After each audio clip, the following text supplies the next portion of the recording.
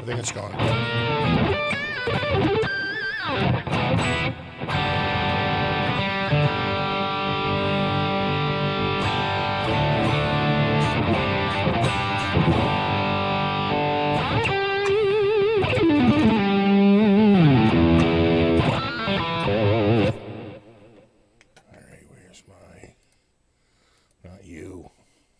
Not you, you old bag.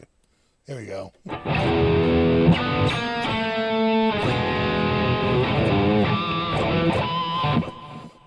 Oh, we are live.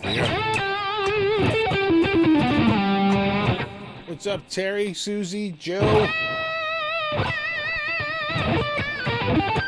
Corey, Walter, Mr. Joe, Christian,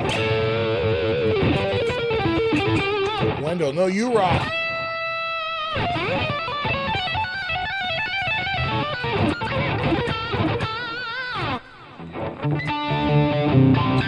Hey, what's up, hot shot? We got 6-string Brian, Frank C, Mark, Yatsi Matsi, or I'll just say Nightcat. What's up, Cooch?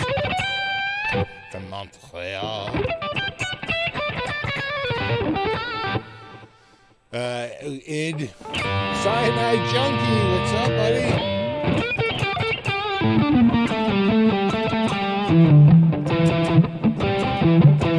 What's up, Possum Man?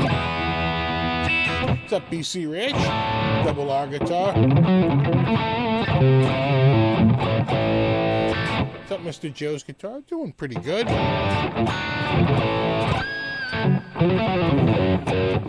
Vince says, glad to see you're live. So am I. that makes two of us. Joe says, looks and sounds great. Good.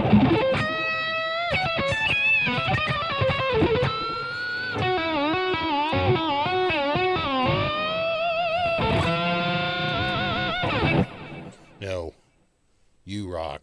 What's up, Ed? Yeah, you know, that could be quite... it's just going to spoil, or it's a repeat of the slideshow I had last year. What's up, Rock? No, I don't know you rock.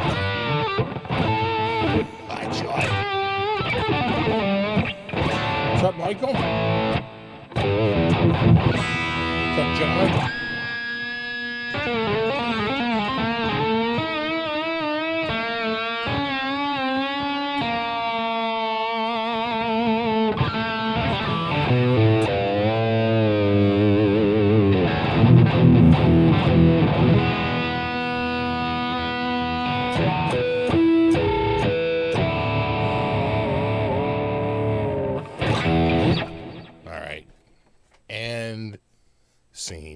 Where's my coffee? Oh, so it looks good, sounds good.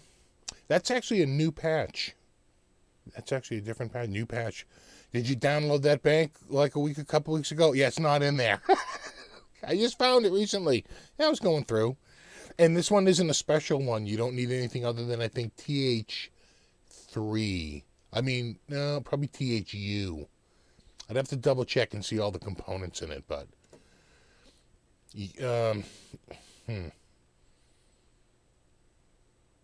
maybe just TH3. Hot coffee coming through. That's hot there, hot shot.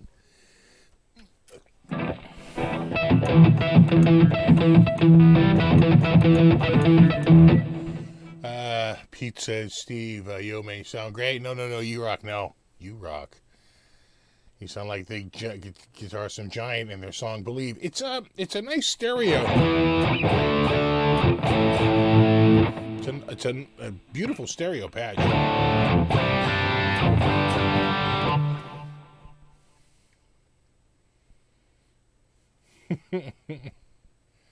All right.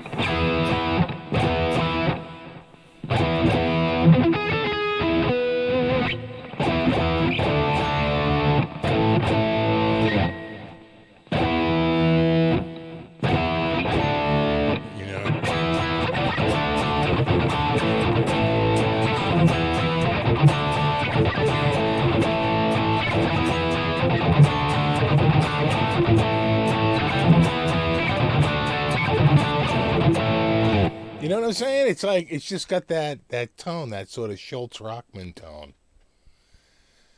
Ah.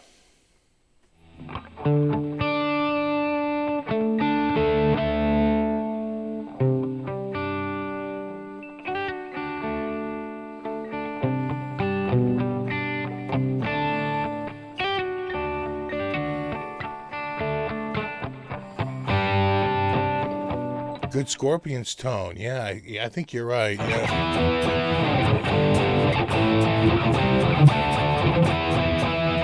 You know, I agree.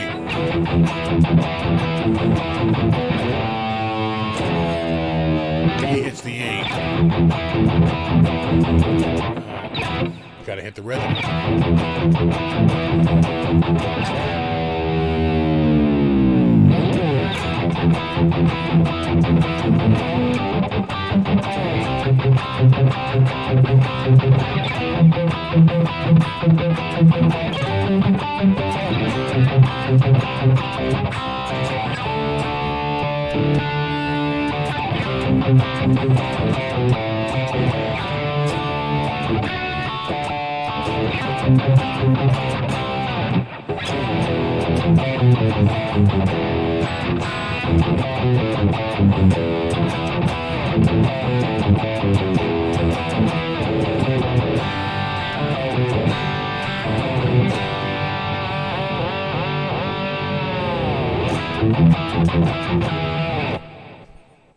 I like that one.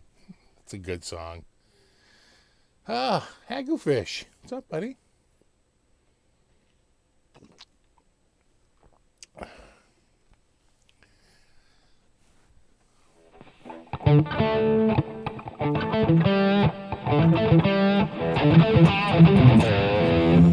It's a good Eagles tone. It's like every band. It's a good tone.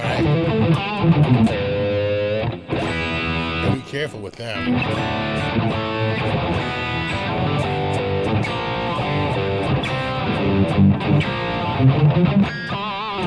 Yeah, I suppose like a Motley Crue.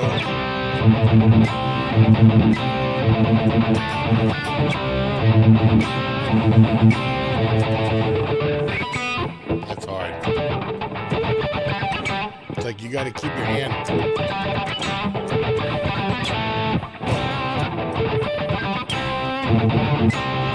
It's all in the timing with that one. Mick was better than he got credit for, I think, a lot. What pickups? These are the Rosewell pickups. Right there. There they blow. There she blows. You got your flame maple fretboard. You got your flame maple neck. You got your flame maple top.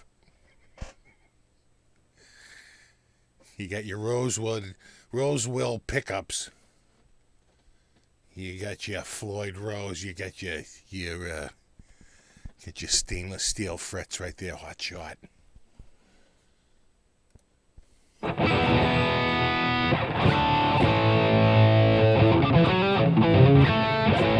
Does Steve even use real amps? I do. I use. I get the Hughes and Kettners. I do use those. But, you know, it's like to set those up for online. I mean, I suppose I could, but it's just so much easier just to hit the software. Sorry, I'm like lazy. And then I really like my Katanas.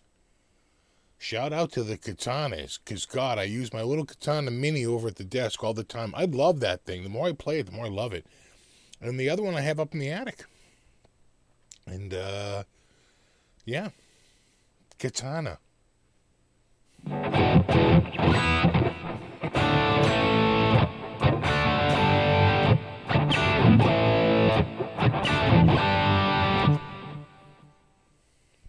What do you think of the Steve Lukather solo in the song Time is the Enemy?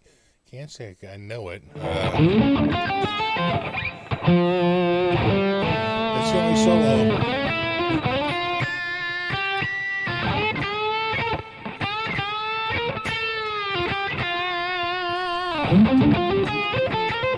It's all on the slide.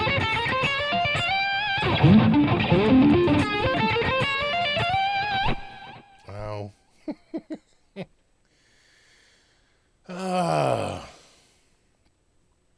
Just reading here.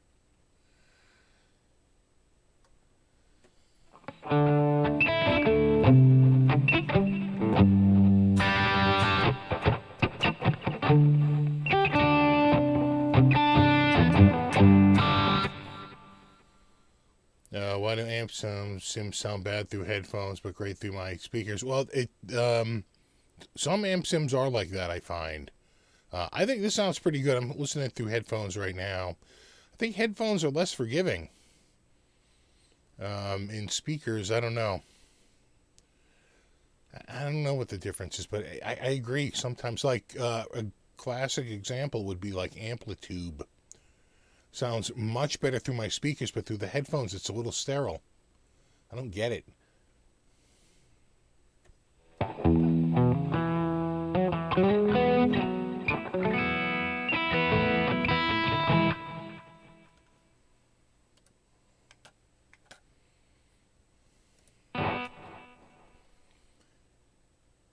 What's up, Quentin?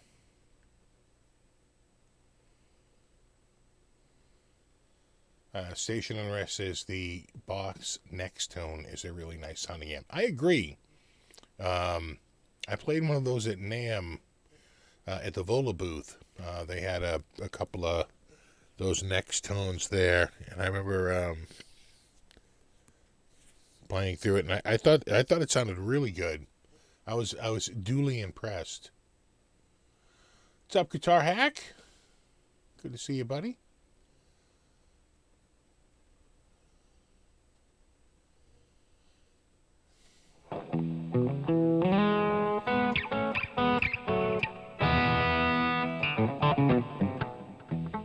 What's up, Blank Palette? Thanks, DKK. Thanks, Eddie. How is Harley Benton? Harley Benton's good stuff. I think most people would agree that, for the money especially, they're really good.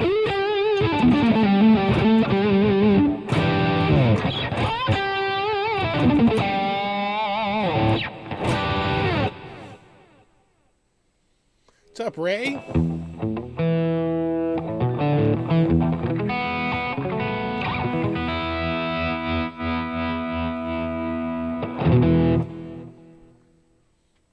What's up, Christoph?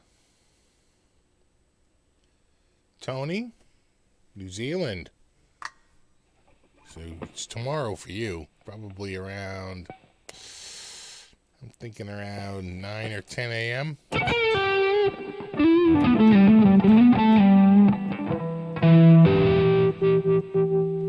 Though I could be thinking Australia.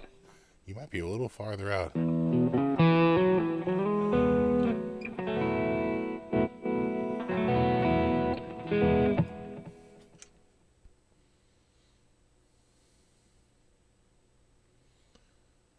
All right, talk amongst yourselves. Jesus.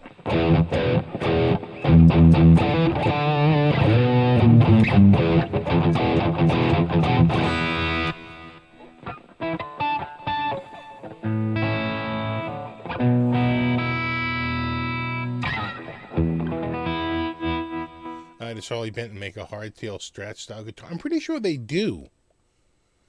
A hardtail Strat style.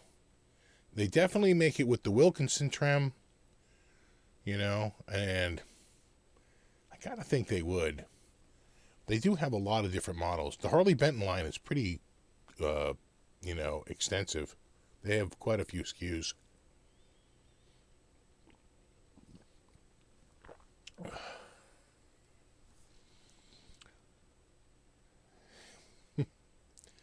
Bill says, I'm frightened of guitars with humbuckers. Oh, they're not too bad. Where's your FX3? Yeah, it's they're expensive. What's up, Dust Devil? Arizona. Gary Davlin. What's up, buddy? Mr. 845 in Milford. Nice. Local guy.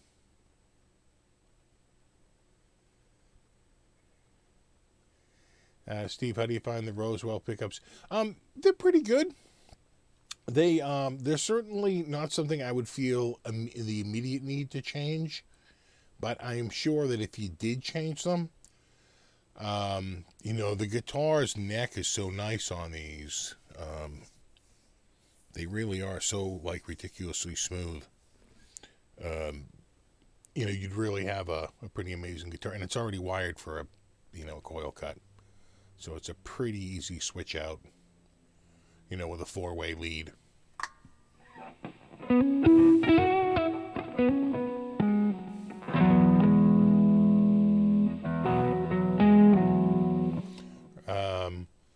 Reaper is free, please, guys. Pros and cons. I use Reaper. Reaper is not free, but you just have to deal with the nag screen. I mean, I know people that have used it for like 10 friggin' years. They're up to like you've been using it for like 47,000 hours. I'm still evaluating. All you get is a nag screen at the beginning. That said, it's not very expensive. I want to say a personal license is like $60. Sounds about right. 59 or 69. Pretty cheap. And then you don't have to have any nag screen, and you're all set. And, for most people, the personal license is more than enough for what they need. Reaper, maybe 5 years ago or even 10. I was using it like 10 years ago. And they have come a long way. It's pretty much my go-to right now is Reaper. Just picked up a Fender Princeton Chorus. Nice. For shits and giggles. Damn clean tone is awesome. So I had a Princeton Chorus, but mine was from the 80s. It was the red knob. I'm assuming yours is a newer version. But I had the red knob Princeton Chorus back in the, I don't know. I guess it was around college years, so 1989, 1990, somewhere around there. Late 80s.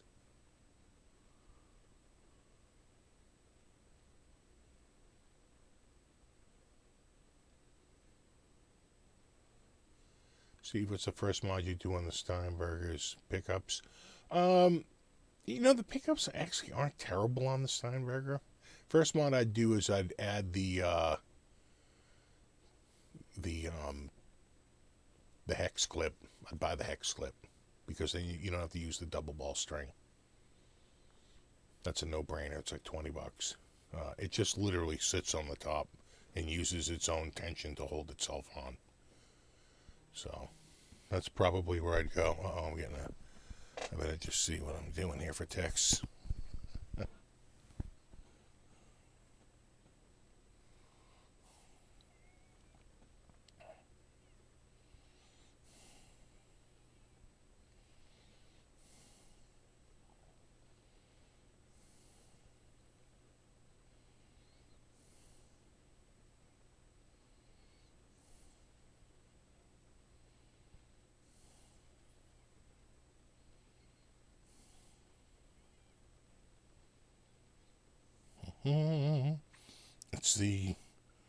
It's the phone show. All phone checking all the time. You're welcome. What's up, Guitar Journey?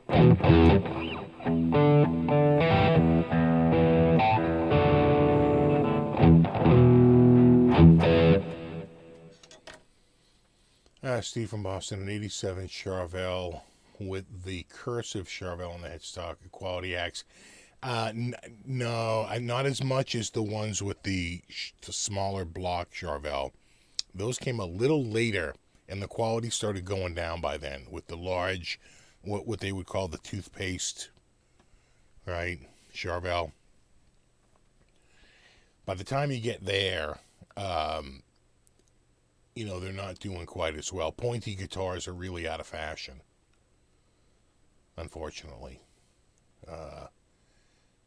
Yeah, I know exactly the one you're talking about.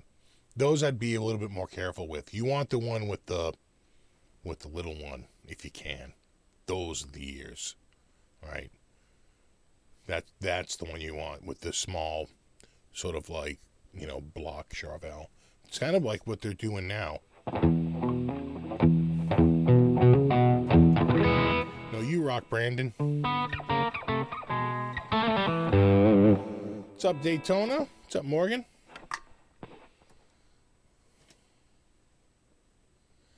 Anyone is thinking of starting a guitar channel today in 2020, what do you think they should be doing differently from 99.99% of other channels out there? Oh, God, if I knew that, right? Oh, I don't know.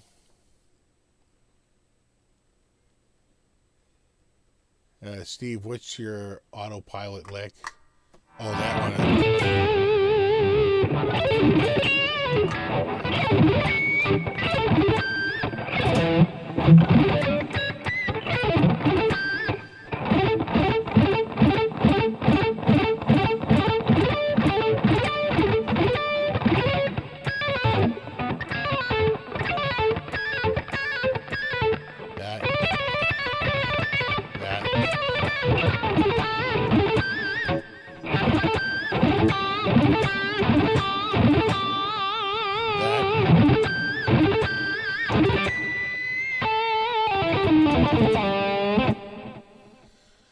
give us the guitar specs again.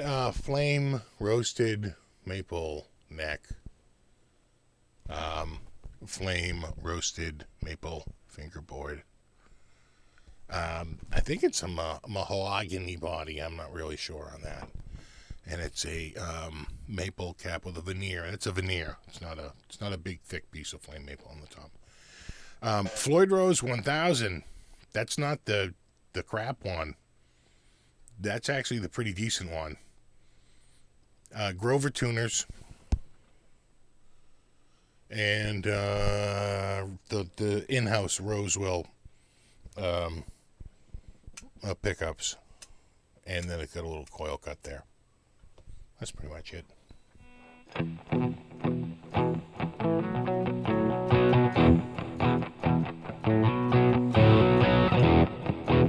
What's up, J. Beebs? What's up, Papa Blue?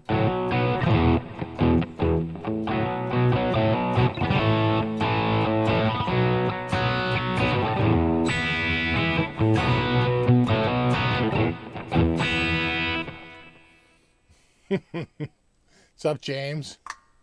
Hot shot. Boston, what?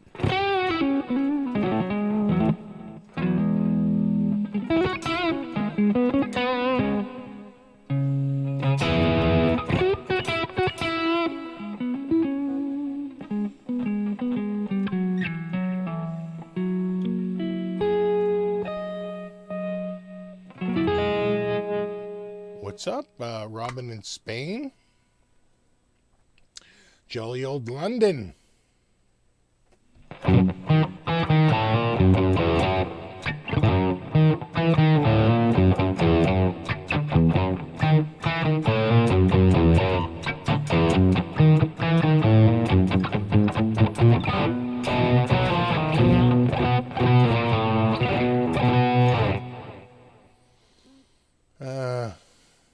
Hello, Steve from Ohio. What's up, Ohio? Did you see, Blank Palette says, did you see Jennifer Batten go over the Beat It song step by step that she played? She played Eddie's 5150 and he played the song for, really? No. So what, she hooked up with Eddie to get it for the tour, because Eddie played it on the record, and she pretty much toured with Michael for a few years. She had such a, I think she would tell you it was a massive image change when she went out with Michael Jackson. And then I think it was going to be, I'm 99% sure it was going to be Greg Howe. And Greg Howe was going to wear like a faux hawk to look like, it's sort of like the look of the guitarist of the band that Jennifer Batten used, right? She had the big giant blonde mohawk. Well, he couldn't grow his hair out to make a mohawk, so he was going to wear like a faux hawk, right? Like a piece. And you sort of play the part of like the guitar player, but then Michael Jackson died.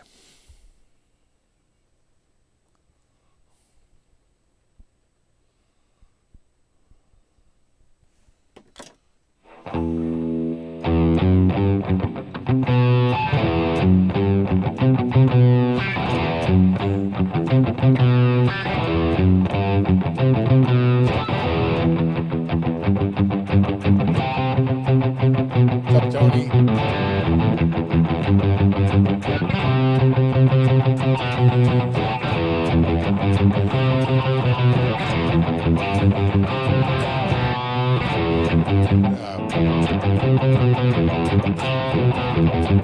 Yeah.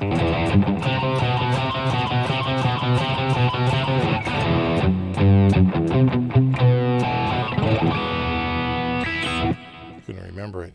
What's up, Krell Bar?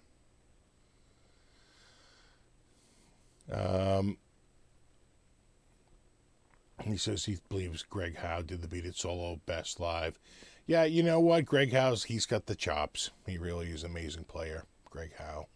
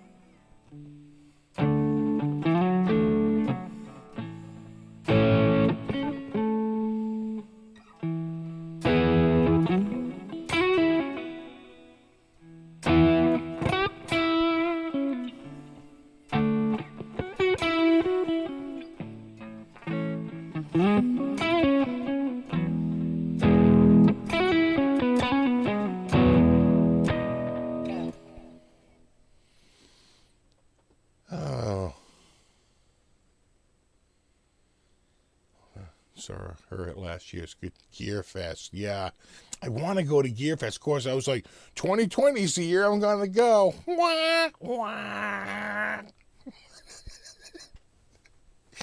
Oh, the plans for 2020. Wah, sorry. Thanks for playing. But you lose. Go home. So, yeah, I guess maybe 2040. It's like, who knows? Barely leaving the house these days. Though I did go to Home Depot today to buy some liquid death for, plants. Basically plants in places that they shouldn't be. Weeds and grasses that grow. And kills them all. Then they unleash hell on the insects. It's just a fountain of death over here, quite frankly. It's the only thing that cheers me up.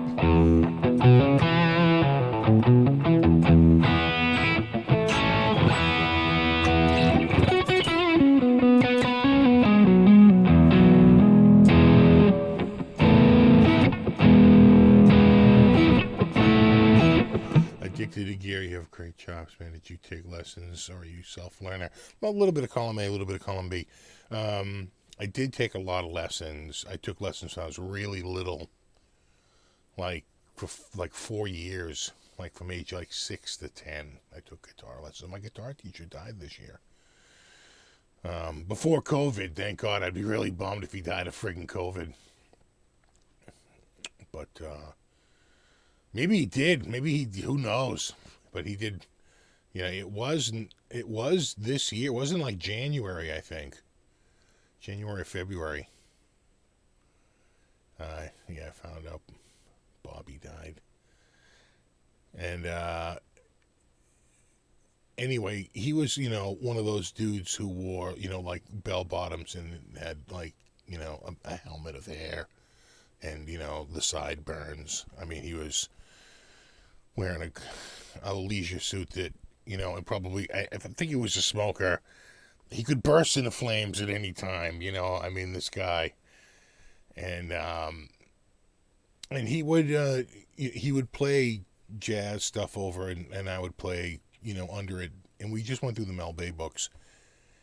Then I didn't play for a little while. Took a few years off, played some baseball. But then I started again. And what was so funny was this guy in my neighborhood, he wasn't playing guitar at all. And all of a sudden he started. And he was progressing really quickly. And I'm like, dude, what's going on? Man, you were like really, you sound great. Like, what's your secret? He's like, well, I take lessons every week. And I was like, yeah, okay. Yeah, I should just do that. And so we started going to the same teacher, who actually used to live just a couple of streets over from where I live right now. And I'm still friends with him. And took lessons from him for a little bit. And then I was probably self-taught for a few years. Really sort of got into it. And then I went to Berkeley. I was like 17, between junior and senior high school. And then what really got my head together for theory was in my senior year in high school, they introduced a class called music theory, and I took it. It was a whole year. And that was just a whole year to like figure out like music theory, and damn if that wasn't a good class. And that was huge. I cannot tell you how immensely helpful that class was. Then I took probably a couple of music classes in college, but they were lame. After taking that class in high school, that college class they were jokes, quite frankly. I did learn about the scale harmonization system a little bit at Berkeley before I got to that senior year in high school, but it really wasn't. They didn't explain it like the high school. Again, they only had 6 weeks. This guy had like 6 months or 8 months to friggin' explain it, so he had a lot more time. And so we were able to go through it and figure all that out. That was huge, huge, huge. I cannot tell you how huge that was. And then I took a bunch of private lessons for years. And I would switch teachers all the time. My biggest regret was that we had a guy in our area named Charlie Banakis. It was a 2-year waiting list. And I just put myself on the list. And forgot about it. And literally 2.5 years later, he calls me. And I'm like, it's like Charlie Banakis. He's like, I have a Sunday night. He goes, it's an extremely coveted spot because he would teach like all day and night. This guy was like just a monster. He would teach so much. This was like probably 1992. Maybe 19. I probably put myself on the list in 1989 or 90, and now it's like well into 1992 when he calls. I got a spot on a Sunday night, and it's a 30-minute spot, and it's $40 for 30 minutes, which at the time was very expensive, like 1992, and I just couldn't afford it. I couldn't do it.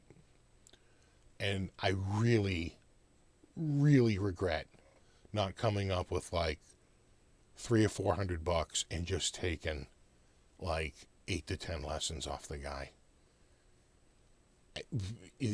I really, really, he passed away in like 2009.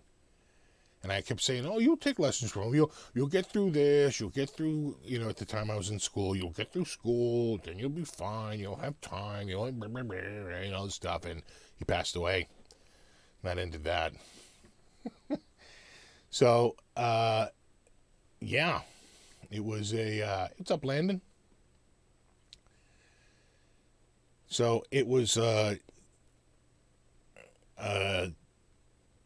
really a lot of individual teachers, and then quite frankly, guitar for the practicing musician. That thing was like a friggin' Bible to me.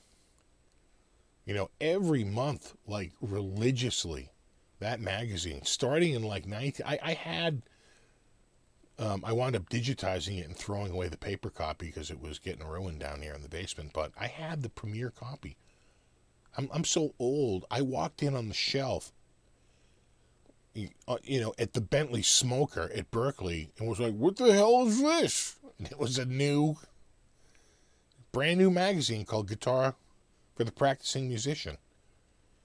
And, yeah, they took off, man. They were huge. And so, that's 1980, that's October of 1983. And, so pretty much all of the 80s, I'm 17 in 83. That sounds about right. Yeah, I'm 17. And so that was huge, Guitar for the Practicing Musician, because they had tabs. Nobody else had tabs. And all of a sudden they had tabs for like Crazy Train. It was like, what? That's actually a song I want to learn, right? Because they'd have tabs for like crappy songs that they could get the copyright to. They wouldn't have cool songs. All of a sudden, Guitar for the Practicing Musician had cool songs. And that was freaking huge. And I got pretty good at reading tab. Because I could read the rhythm, right? I was really good at reading rhythms. Because not only was I had ear training, I was in the chorus. When you're in the chorus, you have to read your part. And you get really good at reading rhythms, right? You may not be able to perfectly get the tone, right? That's where the teacher comes in and helps you out. I can't look at something and sing it in perfect pitch. I don't have that ability. But to be able to read the rhythm, that was huge. It got me like 90% of the way there. And then I just knew that it was like this fret, that note, this fret, that note, at this rhythm. And then there you go. These days, I really like the slow downer programs. Those help me out more than anything. They show me over and over again that a lot of those tabs are wrong. If you really listen to a lot of those, really what's going on. A classic one is yeah,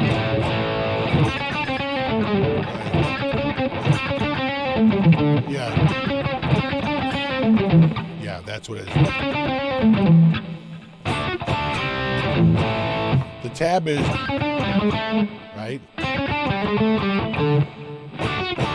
Something terrible, but it's really. And I learned it by slowing it down. Every tab on Ultimate Guitar was just garbage. But I had like a real tab, like done in a book of it. And I pulled that out, and that wasn't right either. I was like, these are horrible. Yeah, Andy Adelord, he's really good. Oh. Aladort, him. That guy. I learned a lot from him, too. Hendrix stuff, like...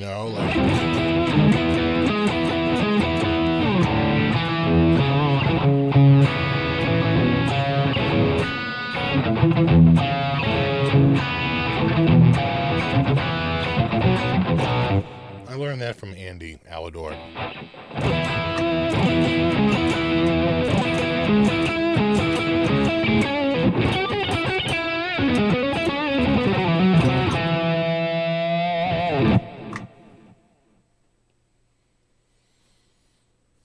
My guitar teacher was a Berkeley grad. It was way, way over my head. I actually took some, I was taking piano lessons for a while from a guy. And then he was so good. He went to Charlie Banakis, the guy who I wanted to go to and was on the waiting list. Like, he was going to him. Like, all my teachers were going to this guy, Charlie, and I was like, I should just go to him. Right? Skip the middleman. Just go to the source. And, it never did. But, yeah.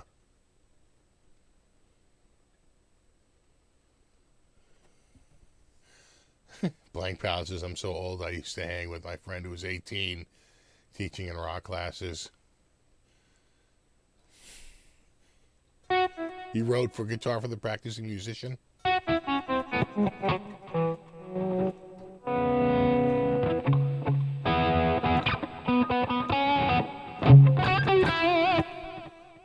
Hey, what's up?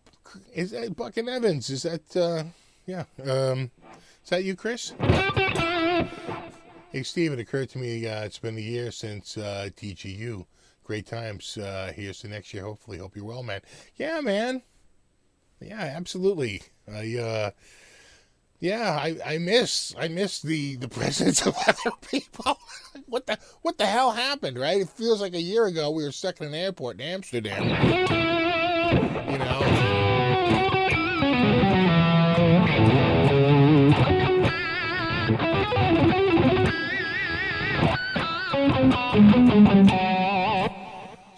I can't wait to see the video of your Strat. That Strat looks so sick. That Strat had a whole thread on Strat Talk, like completely independent of your purchase of it, And the thread ends with like, I don't know, some kid bought it. I was like, that's Chris Buck. I think he just won like best friggin' blues guitarist. I mean, come on. Give the dude some credit, for Christ's sake.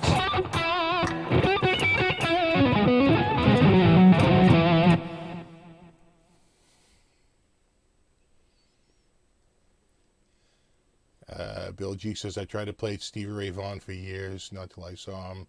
Primarily his right-handed. I finally understand. Oh, yeah, no. I really, Stevie Ray Vaughan was always this guitar player who was like always good, like an amazing player, whatever, right? But I had a complete change in how much I respected him when I heard him live on the Howard Stern show. He went on there and he was probably like angry that they wouldn't pay him to perform. Right? And so he's like, I have a little laryngitis. I can't sing, but I'll play guitar. And they're like, all right. And Howard's like, I'll sing. This is like, it's in the 80s, right? And holy shit. Does Stevie Ray, I remember listening to that and being like, oh my God, is this guy good? He was tearing it up. I was like, you could just, and it's live. And I was going, holy Christ, listen to this guy. This is unbelievable. This is unbelievable. And completely, he went, he SRV attained EVH status, if you know what I'm saying. You see what I'm saying? Right. He got on a plane. He got on a level. What's up, Steve Franklin? At the Wayne State University for 3 years, studied classical guitar, had a hippie teacher. I think we all had hippie teacher. I learned lesbian seagull. The metal and thrash I've learned over the years from other guitar players. Yeah, that's a good way. I can imagine having YouTube. Can you imagine having YouTube? Oh my God, I can't even, because I had a computer in 1984. I assure you I was way ahead of people for computers,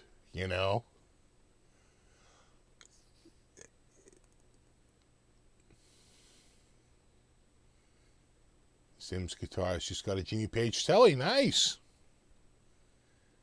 Now you have to decide whether you want to put the mirrors on it, right? The mirrors are optional.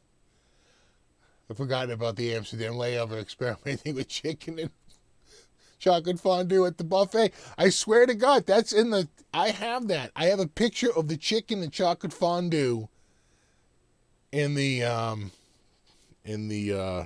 fact, we could probably just start it in my slideshow.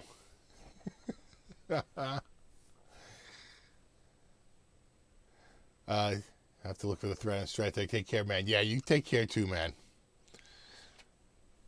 See, this is the stuff we miss, right? This is the stuff we miss. Miss hanging out and having fun and drinking beers and, talking guitars and drinking beers, right? Whining about pickups and drinking beers. That's what we do. That's what we do.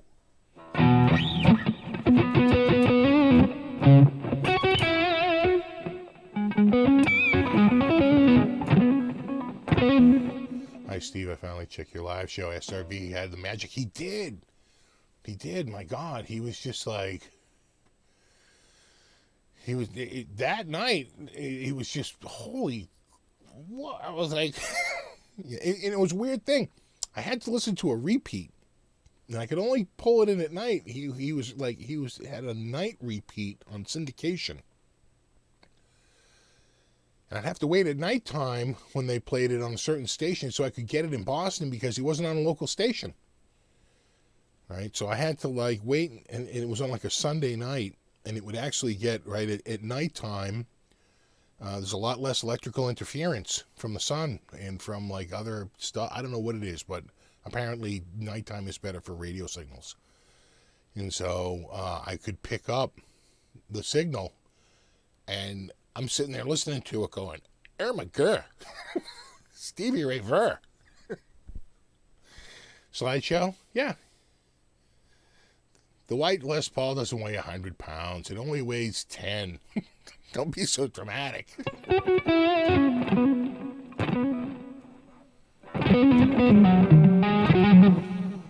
Steve, there would be much better guitar players if we had computers back then. Right? Imagine if we had YouTube and we could go to a guy like Tim Pierce and say, show us everything, man. Right? Right? It's crazy. In 1984, you were born. Yeah. Yeah, I was, how old was I in 84? 18. We got a Commodore 64. So it's got 64 kilobytes of RAM there, hot shot. All right. Let me see if I can get this going. I make no promises, okay? But let me see there, hot shot. Can I go here? Ooh. And then maybe to here. And then maybe to here. Yeah. And here. And then I think I go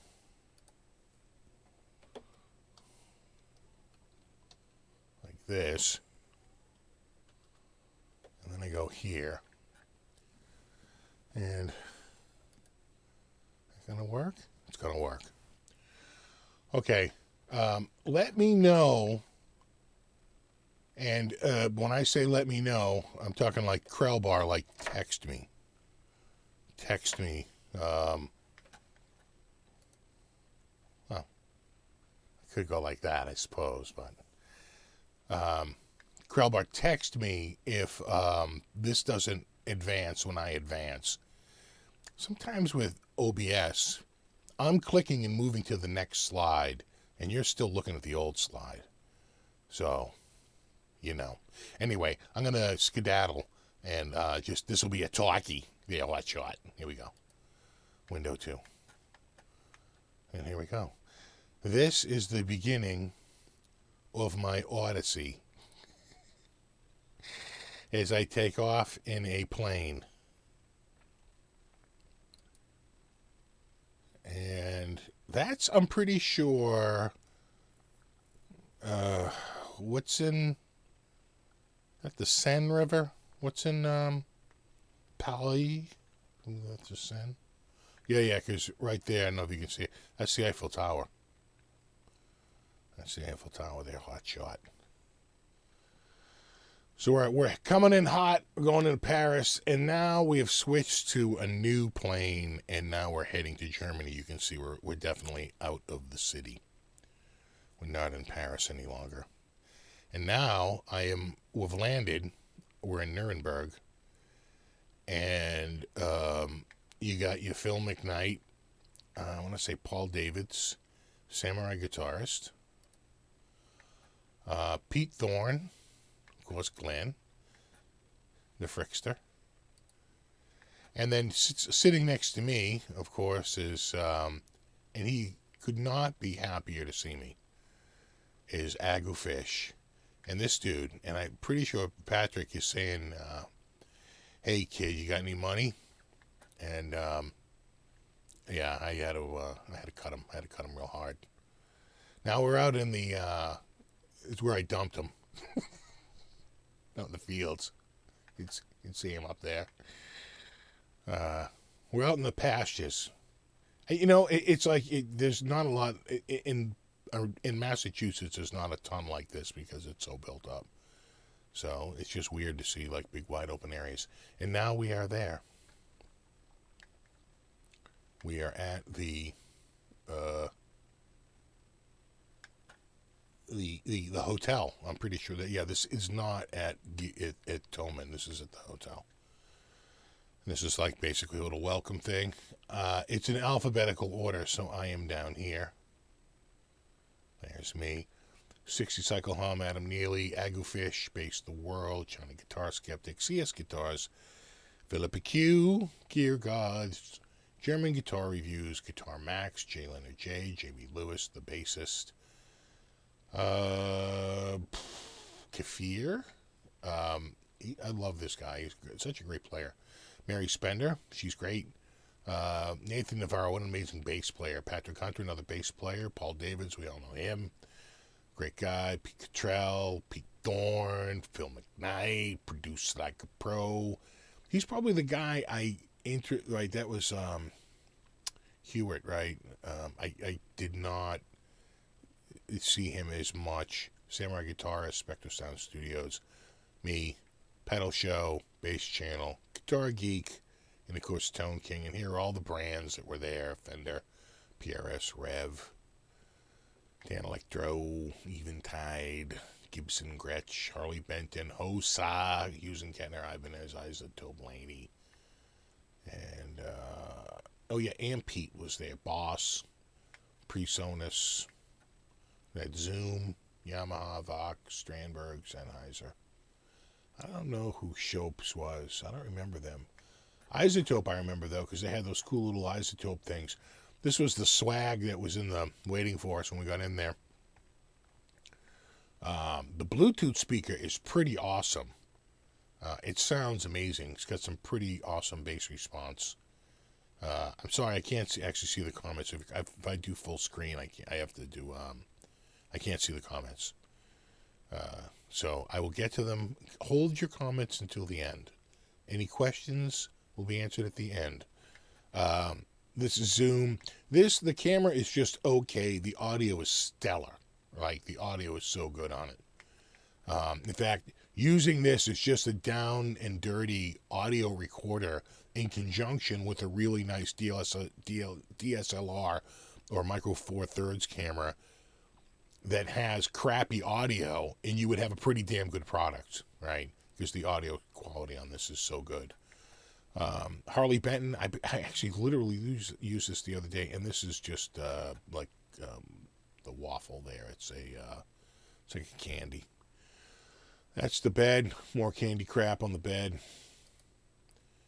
That's the room. That's me. That's the bathroom. That's me. And we settled in right down outside to the bar area and ordered beers.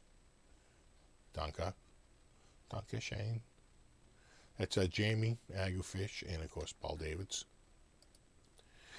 And that's Jamie hanging out in it was like this, it felt like a wine cellar, but they had this one room set up for dining and another room set up for buffet, the buffet. And we all went through and did the buffet. We're waiting. There's Andy. There's Ryan. There's Phil.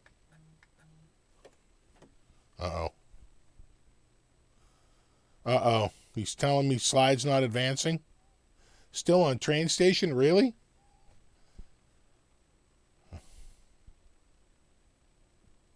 Oh, man.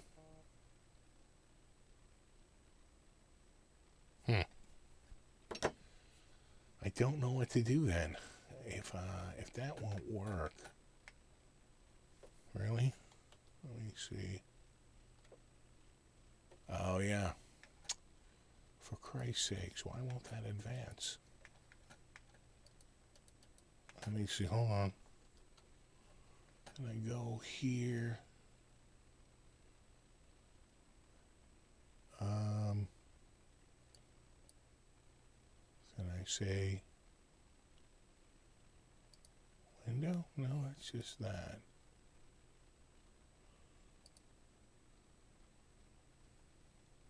Yeah, there's that, but that's like I wonder if...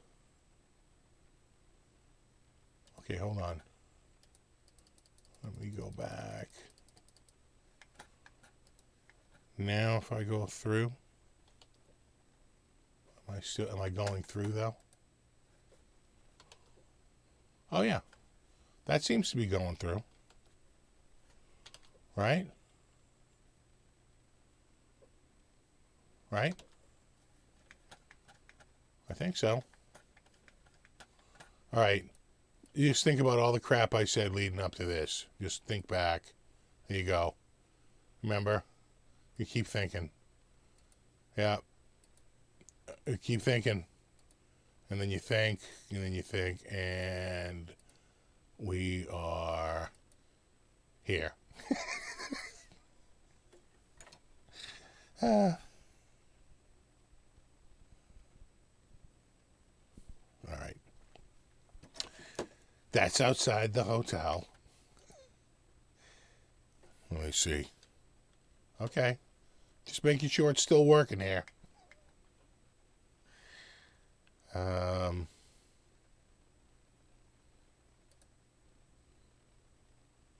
Are you seeing both items? Or are you always seeing this? I wonder if I just do that.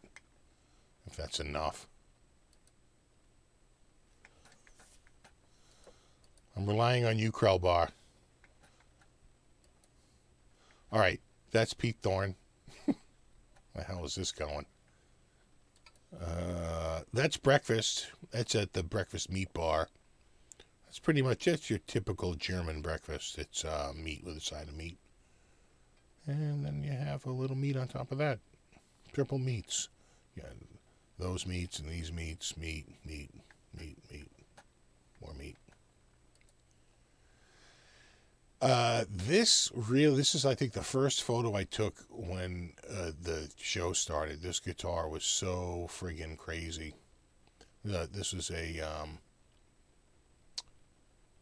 custom shop, obviously, but it was by Thorne, right? Trying to think of I keep thinking of Pete Thorne, but it's not. It'll come to me. You know that dude. And here we are setting up. Everyone's got their cameras out. He's got the microphone going. He's saying, go make videos, you bastards. Rev was there. That's Rob Chapman as the Wizard. The first day was gorgeous. It was so picturesque. I mean, that's like a goddamn postcard right there. Pretty amazing.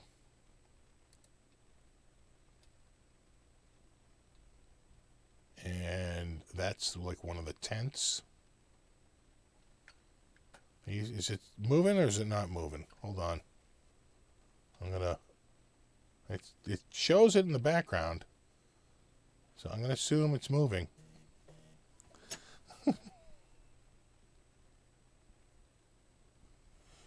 Still need to maximize your inlaid lower left and blocking pictures. All right. How can I do that? Hold on.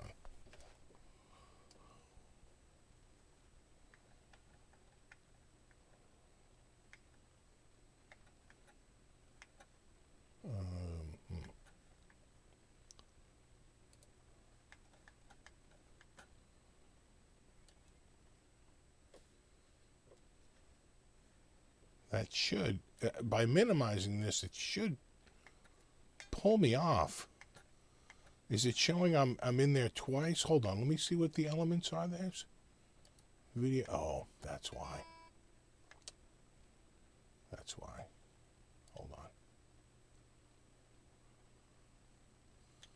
Here we go. You know what? I can probably just, that's display capture. Yeah, there we go. There we go. And then, can I go? What if here's the thing though. If I go F11, is this still going to work? Oh, yeah, it seems to be. Lord knows I'm a little worried about it.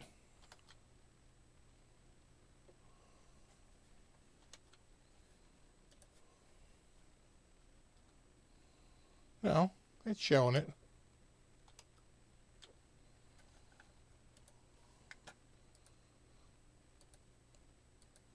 All right. back a little bit. Blah, blah, talking about it, blah, blah, Rev, blah, blah, Chapman, Wizard, blah, blah. One of my favorite photos from the show. Look at that thing. Postcard, I tells you. Girl Bar, let me know if anything else. You're right about that, though. I was blocking photos because I was in this lower corner. That's more of the tent. These tents were so cool. They were so huge. I had to keep using like a like this. This is like a panorama. Ron Thorne. See, there he is right there.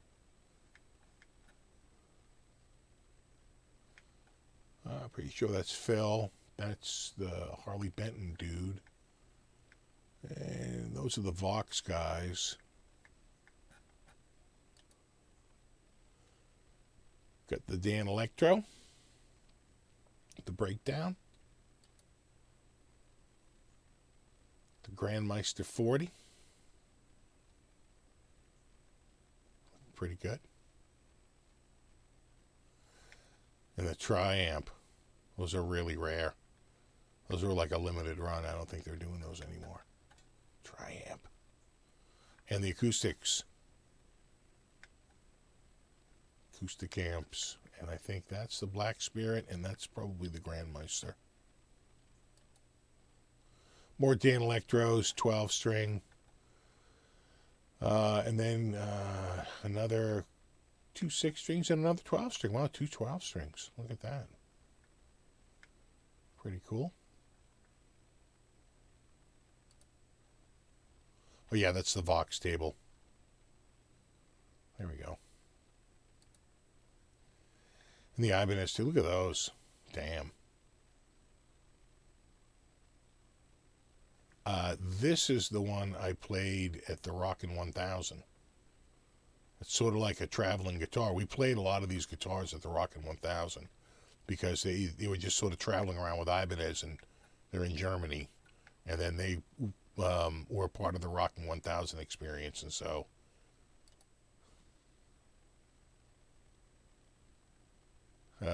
the custom shop table.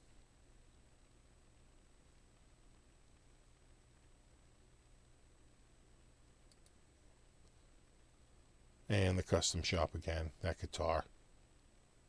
It's a looker. Look at that thing.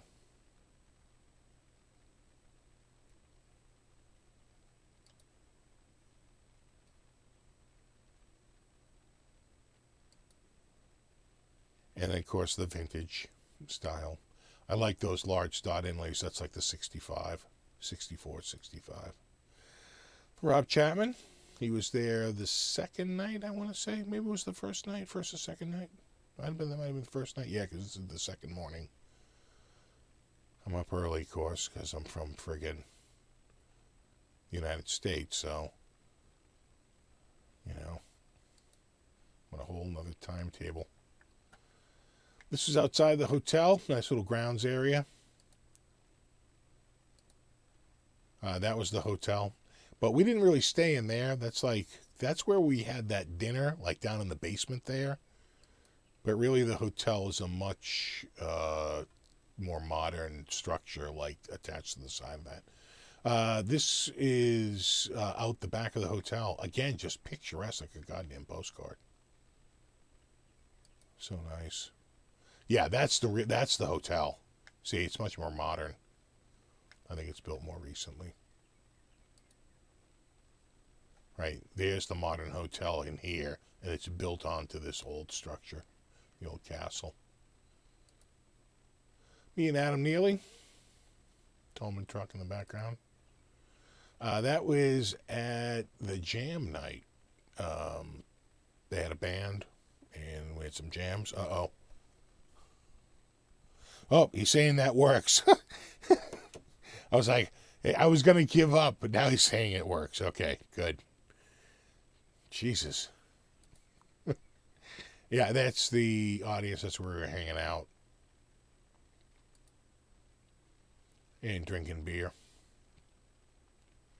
Lots of fun.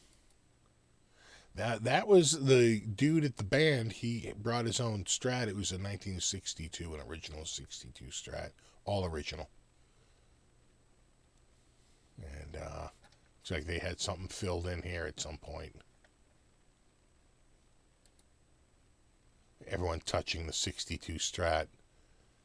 Going, whoa, I want to touch the 62.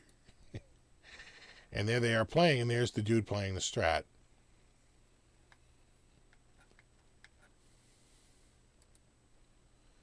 And next morning at breakfast, hanging out, Phil, Max, me, and Johnny Guitar Skeptic. That's at breakfast. Hanging out front, waiting to go in. Probably, yeah, a crowd of people out there waiting. There's Glenn. There's Glenny. We're just getting ready to go. See, people are coming out, getting ready to go. It's the morning. There's Pete, Johnny Guitar Skeptic, grabbing our gear, heading over. Gorgeous, though. You're so much farther north. We're at, like, Boston's like the 42nd parallel. This is up at like 50, 51. It's up there. Hanging out at the pond. It was getting muggier and muggier as the time was going on, more overcast. By this day, you can almost see, like in the background, the haze and the air. It's getting moist out there. But we had the refreshments. They were hooking us up. Pretty good stuff. And well, there's, can I zoom in? I can. That's Chris and Dan, right? That's Chris Buck, and that's Dan from that pedal show. Very sweet. Nice. And there's PRS. All right, PRS brought a bunch of stuff. In fact, I'm going to have a PRS video soon enough. I found the footage, and I'm just syncing it up, and it should be good to go. Another shot from in there. Again, I had to use a panorama to even get this. It was so, the tent is so huge. Me and Pete Thorne. They're doing a podcast, right? So everyone's sitting around with a microphone, all plugged into here. I regret not. I have one now. I have one of these Zooms now, but damn, I really wish I brought that with a bunch of mics. It would have been so much easier, than trying to book rooms. You just go out here, and everyone sit around, make a podcast. Super easy, right? They're all going into this little unit right here, right?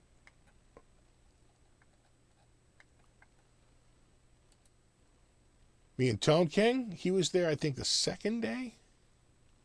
Right, again, you can see it's overcast. Again, me and Max. Me and Jay Leonard J. Me and the bass guys. I think Basic Bass Reviews, or can't think of their name. The bass dudes. And then, the Avengers.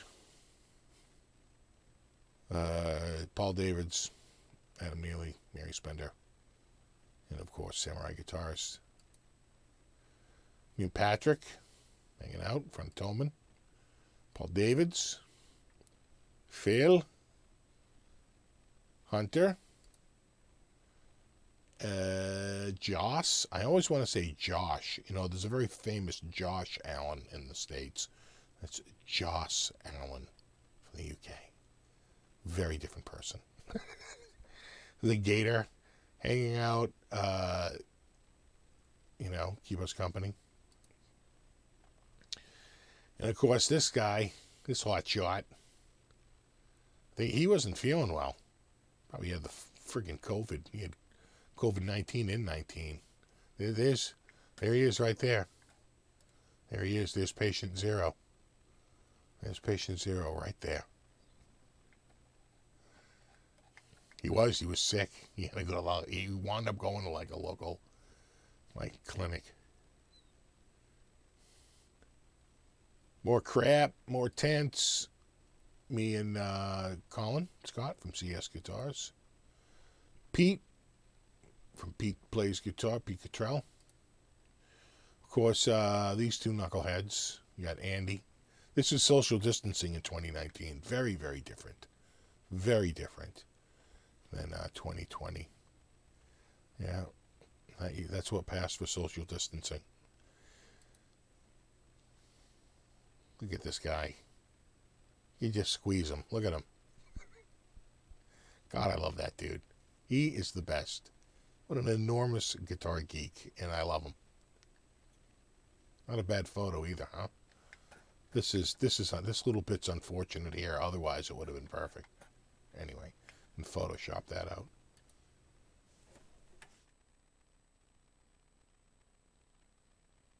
Here we are doing this in the middle. Here is a surround camera, and it's a live surround, and everyone's sitting around in the surround, and it's got a bunch of LEDs on it to light everyone up, so everyone's like lit. And that's why I have to keep it off camera, because it's so bright. And we're talking about something, and Max is joining in on the conversation. Outside, me, Samurai, and Pete. I'm not Pete, Nate Navarro. And Kafir. Kafir bought this guitar there as a gamble. Beautiful guitar. Wasn't aged. Again, that's outside the hotel. More postcard shots. Again, it got overcast and very muggy. And there's our layover in Amsterdam. Where the hell are we?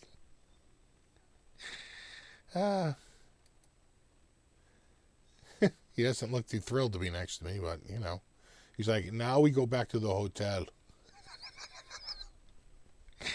And then look who showed up at the bus stop. We're down at the bus stop, and look who comes walking up. Glenny. And now we're at the hotel, which was actually pretty swank. I was like, this ain't bad. You should check that room out. It's pretty nice. It's pretty posh. It's like they're like, you're over in the apartment. So I was like, oh, here we go. Got over here. I was like, you know what? That's pretty friggin' nice. That's huge. A little dinette, everything. It's awesome. Loved it. A big TV right here. It's great. And there's the chicken and chocolate. They said it couldn't be done. Scientists are baffled. But this is it. They had a chocolate fountain. And they had fried chicken. And in a stroke of genius / stupidity, there is a fine line between clever and stupid. We decided, do we dare dunk the fried chicken in the chocolate fountain? And it was so. And I don't think I had it. But rumor has it, it wasn't very good. It does not look appetizing. I'm going to leave it to you to decide what that looks like. Then we got drinks. Can't go wrong with drinking. You can't go wrong with drinks. So I ordered up a very expensive, it's like an $18 drink right there. It's like ridiculously expensive. And then we're at the airport, and we're about to break and split up, so we took a goodbye shot. And here we are at my plane. And then check out my row, bro. Pretty empty row there, bro. It didn't last. A woman and her toddler came down and took these 2 seats because he was being fussy. And I was like, great. But for a few minutes, basically until they took the taking off, and when they put the seatbelt light out, this is what my row looked like. And I was, look at that face. That's the face of, oh, an international flight and the whole row is empty? Get out of here. All right. And that was, wait, wrong one.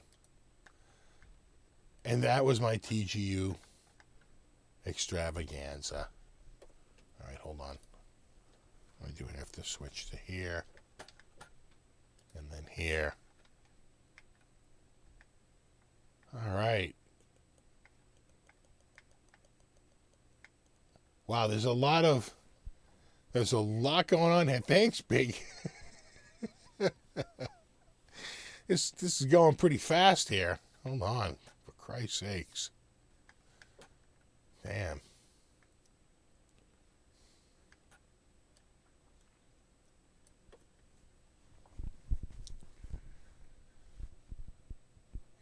I swear this is almost like coming back to me in like real time because I had moved out to that other item. It's going by so fast. And I'm seeing like all these, right? I'm seeing Tone King, Hunt, right? It's so funny. Yeah, this is like playing catch up for me right now. This is crazy.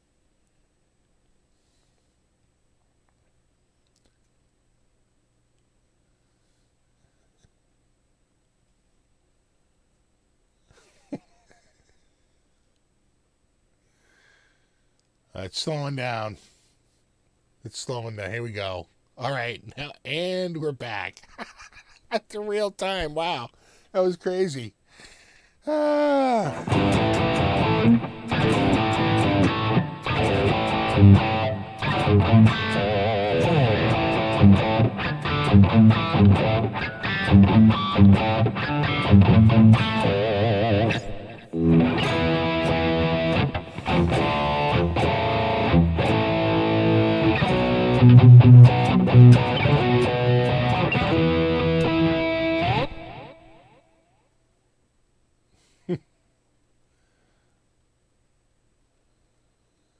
Enjoy the last picture of yourself ever on a plane without a mask. I know, right?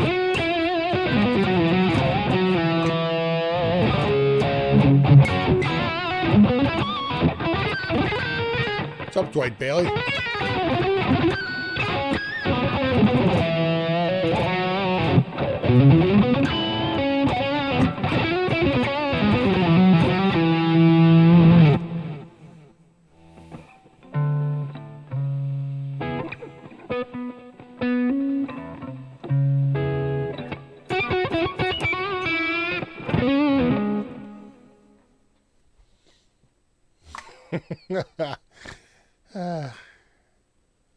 Terry, you always say I take amazing shots. Oh, thanks, buddy.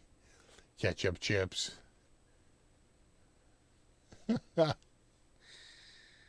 Oh, see you, Pete. Have a good one, buddy. Thanks for hanging out.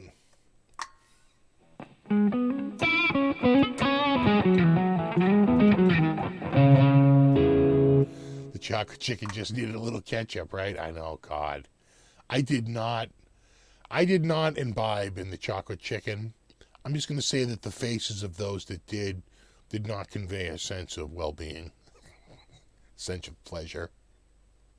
It's more like a sense of, well, that tastes like chocolate and chicken. Right? You would think that it would be salty and sweet, right? Salty and sweet. And that is a good combo. Salty and sweet has been, right? Chocolate-covered potato chips, chocolate-covered pretzels. There is a salty-sweet mix that absolutely works, but that wasn't one of them.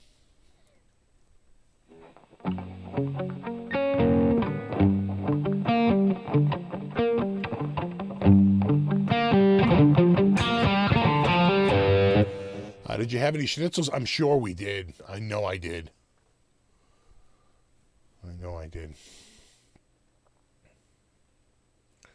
There's a couple of different styles. There's like 2 or 3 different styles of schnitzel, right?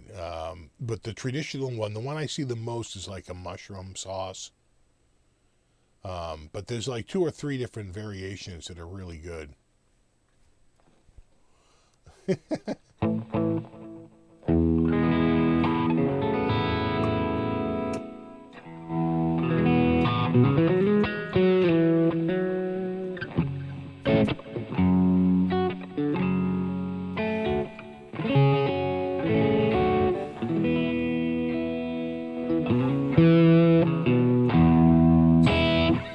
Says a cocoa coating on chicken would work. Yeah, maybe. You know, I again, salty and sweet, that's not that crazy, right? That's not really that out there, you know, salty sweet combo. But I don't know. I don't know.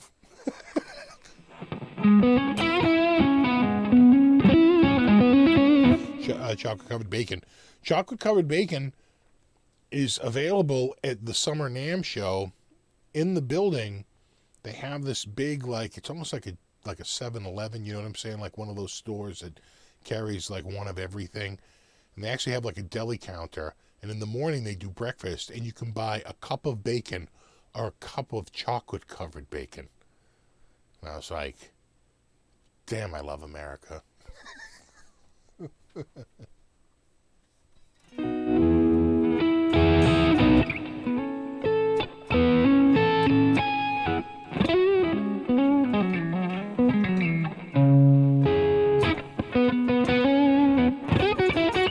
you have a good telly laying around? No, not laying around. I do have a nice telly. I have a Rosewood Nick telly, but it's actually in the other room up on Gaster's. I think I took care of the flooding problem. My gutters were clogged, and it caused a waterfall on this end, and that just drove the water right down next to the foundation, and that's when I came in. The next day, they said we were going to have thunderstorms again, and I went up on the roof, and I brought the blower up, and I blew the gutters out, and I went down, and I put it in the gutter, and you blow up the tube, and it blows out the, whatever's up there, and clears it out. No sooner had I finished, like, I swear to God, it was like an hour later, I could hear thunder. I looked out, it was a friggin' whiteout. But not a drop in the basement, and all the water was coming out of the downspouts, ejecting about 10 feet away from the house, and that's what you got to do. And it's not falling 20 feet from the edge of the gutter on my second floor all the way down to the ground, and that level of force just drives it. It's like a pile driver. It just hammers itself into the ground, just constantly hammering in. Right next to the foundation, you're going to get water.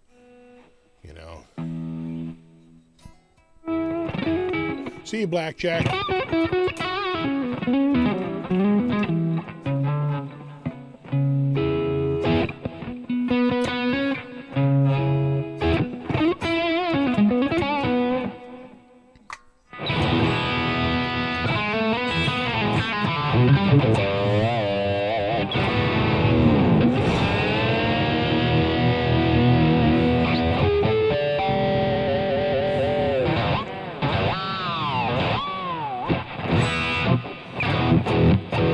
I got to flex seal my house.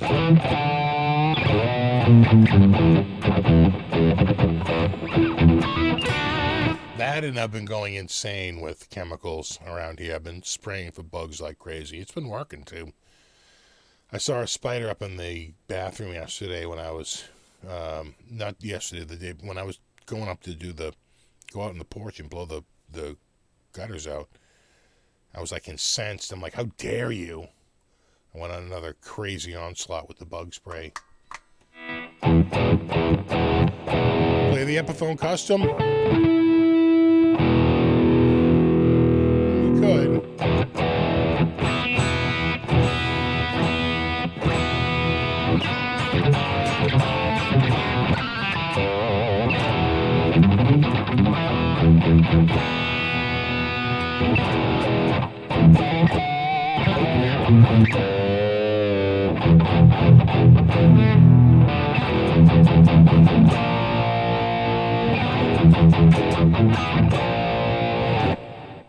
Stick to chocolate covered raisins. There's one, right? Because the raisins, well, I guess that's 2 sweets, right? Double sweet.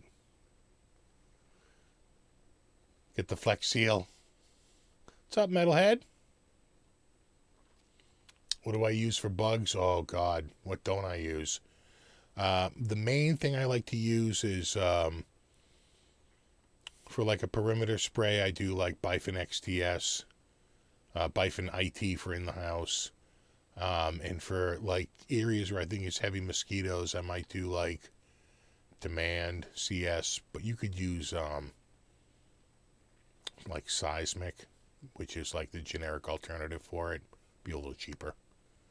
What else do I use? That's pretty much it. Bifin XTS, that is vicious. and extremely powerful and extremely dangerous. And you got to treat that one with respect, or it will. It's not good. That one is particularly vicious, and so I would use all possible. I wear a mask, eye covering. I would not spray it on a windy day. It goes down smelling like a combination of diesel fuel, home heating oil, and maybe a little bit of kerosene, right? It's like horrible. But the smell goes away in usually about 20, 30 minutes if it's dry out, maybe an hour or two if it's humid out. And, man, the kill rate, the killings, especially for mosquitoes, my God, it's just unbelievable.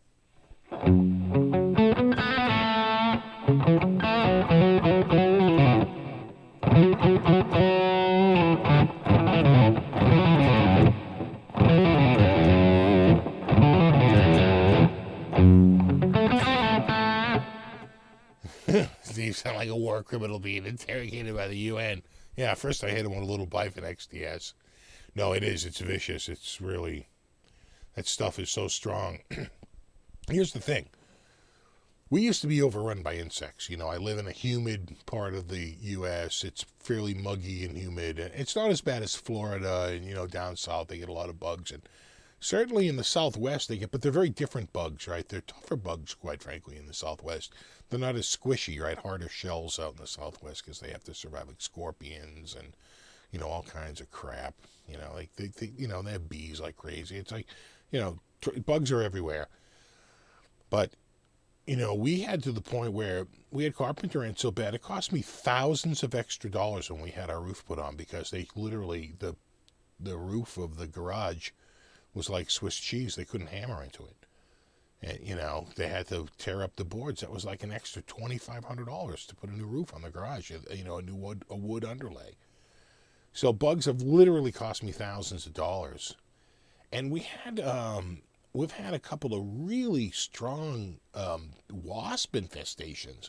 We had one so strong, I hired a guy, $130 he charged me to come out. And he sprayed it, and they came back like 2 or 3 weeks later. He had a warranty. I called him up. He said, "Oh, no problem, I'll come back out." And the second time was, he did it, he nailed it. And he's like, "Oh, you got a carpenter ant problem. You should hire me to do carpenter ants." And I'm thinking like, well, it took you 2 times to do the wasps. You're not filling me with confidence here, bro. And so I wound up not calling him back and not pursuing anything with the carpenter ants. And a guy came into the office, and he really knew his stuff. And he's like, no, you just buy Termidor. You spray where you see them like heavily active. He goes, they won't even feel it. They'll take it back to the nest. It'll wipe the whole nest out. Boy, was he right. He's like, you can't buy it over the counter. He's like, you'll have to buy it off of eBay and have someone from like Florida ship it up. And that's exactly what I did. I got it up here. It wiped out my carpenter ants. I was like, oh my God. But the damage was already done, So that really worked. And ever since then, I didn't really think much of it and never really got into anything else. And then got a huge wasp nest and couldn't get rid of the wasp nest. I'm going to Home Depot and buying a bunch of crap. That stuff is worthless. Coming back, and it just was driving him in the house. The whole side of my house was a giant wasp nest, yellow jackets. So I call somebody, they're like, yes, $350. I'm like, no way. I call a local guy, he's like, $100. I'm like, that's pretty good. That's even cheaper than the other guy. $100 is great. He shows up, we're shooting the breeze. I mentioned him, I killed the ants with Termidor. He's like, Termidor? He's like, yeah. He goes, yeah, that's the stuff, man. That's what we use. I go, what are you spraying on the wasps? And he's like, Termidor. And I'm thinking to myself, oh my God, I have like 3/4 of a bottle downstairs on my shelf. And I'm paying this guy $100? What am I doing? So ever since then, I was like, you have got to like just forget about ever calling these guys because it's a waste of money. Just do it yourself. And I stumbled onto Bifin XTS, and I want to say it's a clone of Talstar, right? There's always the originators and then the copies, just like in any industry. But it's like there's the real one and like the generic. And the generic is always a much better value. And so I get Bifin XTS, and Bifin IT. And those two, the broad spectrum kill on those, oh my God. I had bugs coming in through my bathroom because it was so moist in there, and they were coming in because the screen wasn't in there so great. And I had so many bugs and flies coming in through that bathroom and getting stuck in the window. And it was just bees. Every time I looked in there, I had a bee stuck in the window. I sprayed it with a bunch of stuff. Didn't work. I bought the Bifin XTS. I sprayed it in there. I opened it up about, I don't know, a couple of days later. It was like a goddamn killing fields. I was like, oh my God. I mean, some bugs in the final stages of death. I was like, whoa, this stuff works. Oh my God, does this stuff work? So, yeah, I've been on a big kick ever since then. And you know what? It makes my yard a lot more livable. I can actually go out in my backyard and not be swarmed by mosquitoes. And when you read some of the,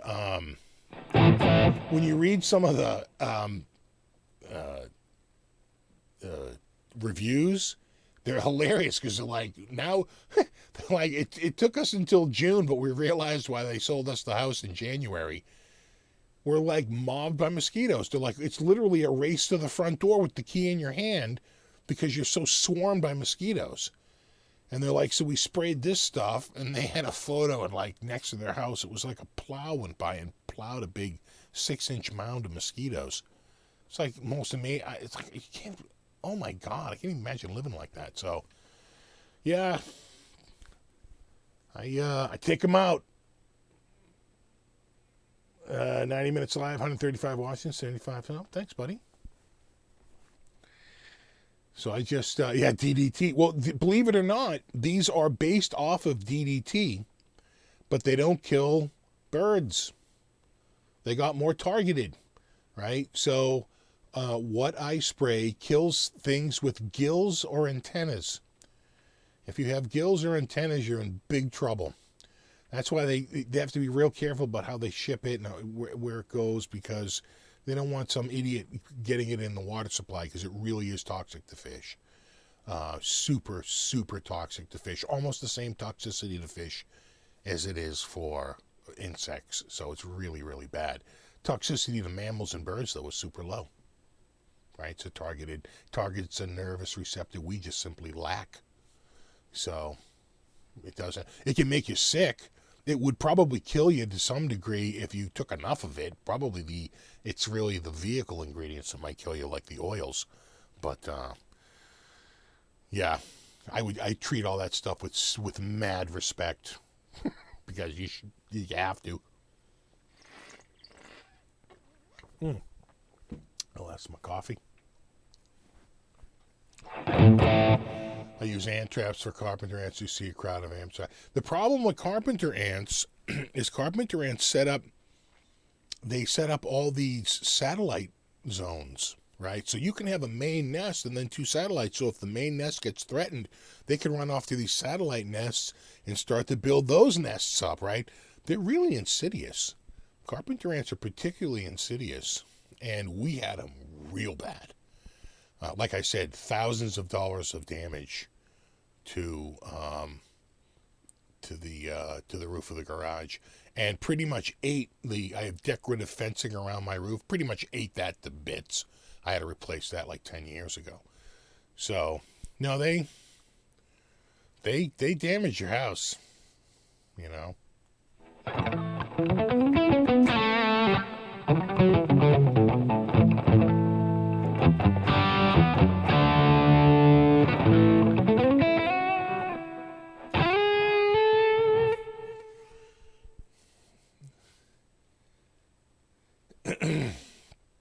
How about toxicity to reptiles? I don't know. They don't have I don't think so. It's really fish. It's fish and probably not.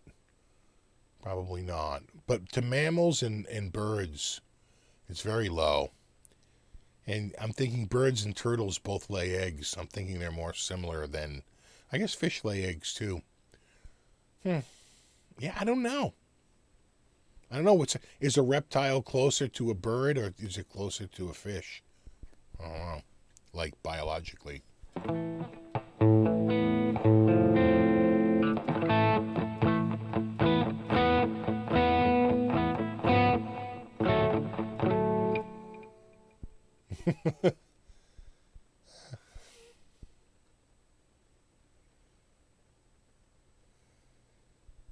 Terrible save, yeah. Well, the one thing you got to be real careful about is you don't want to spray flowers, right? Because then you'll get bees. Here's the thing. Bees don't really land on your house. I don't really get them. I have wasps. Wasps want to set up in my house. Bees, not so much. In fact, I don't really see a lot of bees around here. The bees I do see are carpenter bees. They're solitary. They're like kind of like a bumblebee, but a little bit smaller than a bumblebee.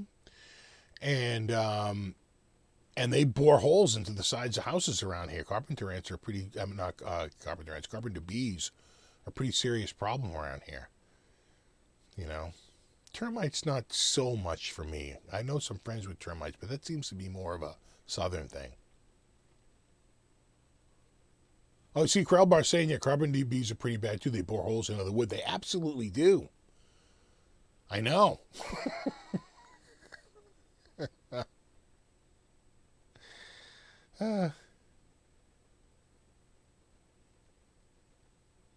Yeah, the strangest chat I've ever watched, sure.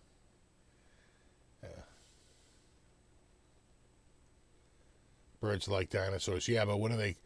Thing is will they have the neural receptor for the bug spray? I don't know. I just know that it's safe for birds and pets. You know, safe for the pets in the yard and, you know, stuff like that.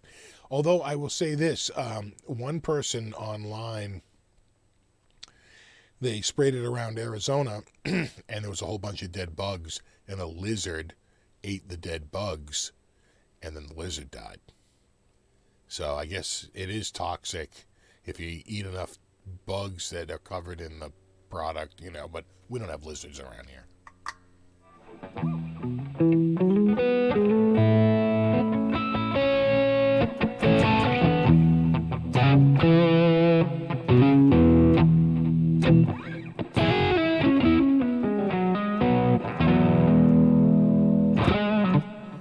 Les Paul time? Yeah, we got a little time here left.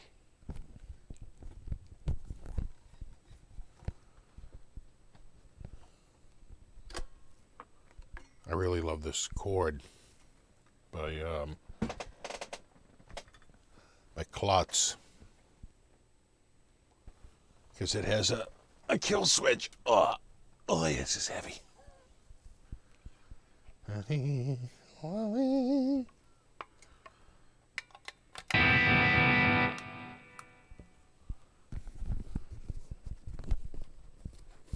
that on.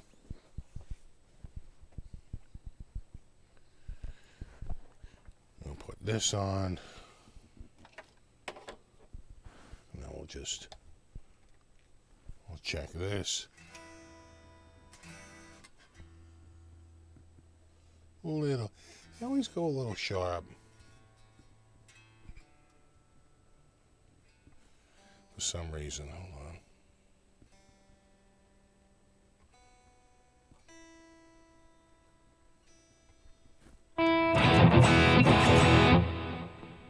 That's a good start.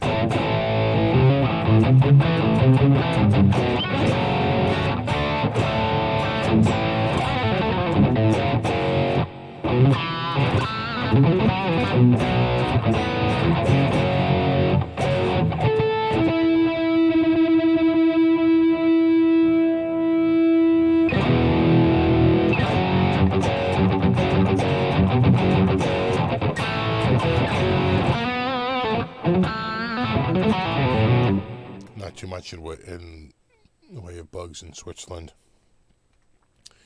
Yeah, I guess it depends on where you are. What I realize is that when I go to Germany, it's a lot more north. It's almost like, it's pretty north up into Canada. Way far past, like,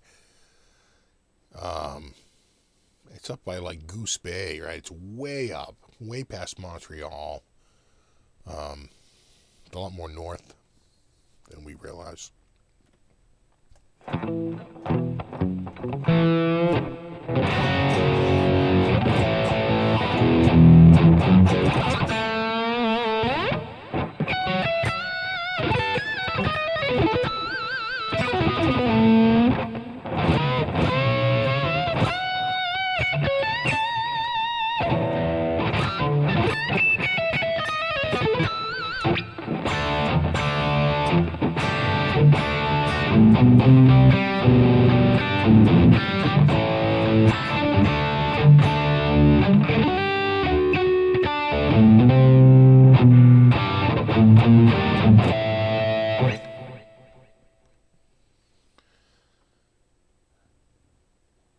Going a little fast here. Steve, can you go longer live today? I can't. I'm sure they're, let's see if they're in the driveway. They're not, but I know my wife's bringing back dinner for my son. And she'll probably pull in the driveway at like 8:55 and watch me on a cell phone until I'm over. Exactly, Europe gets the Gulf Stream, so it's warmer than it should be. Yeah. So like, it much warmer. Like like if you compare where the UK is, it's like Alaska. It's way up there.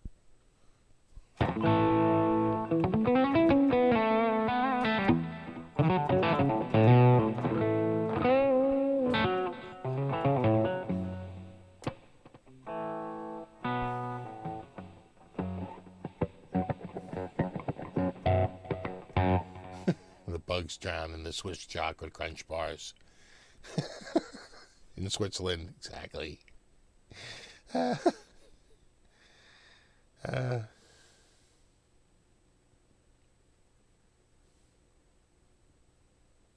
You the chat to run until Pete Thorne starts tomorrow. That's a bit. Some ZZ Top. Yeah.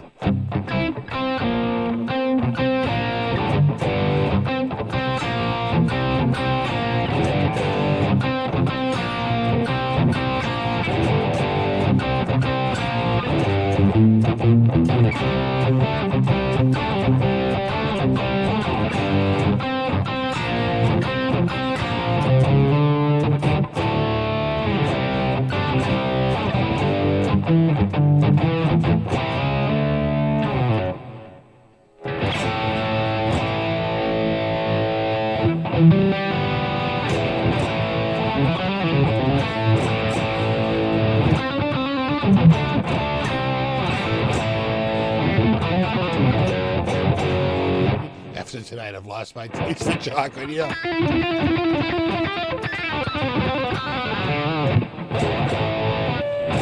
What's it like?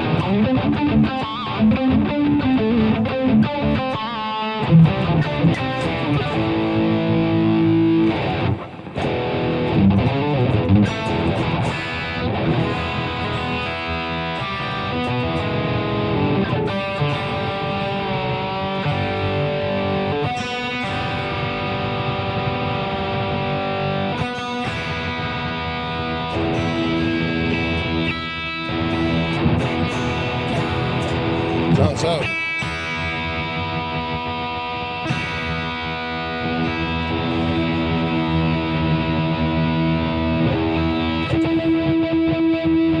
Sounds sharp.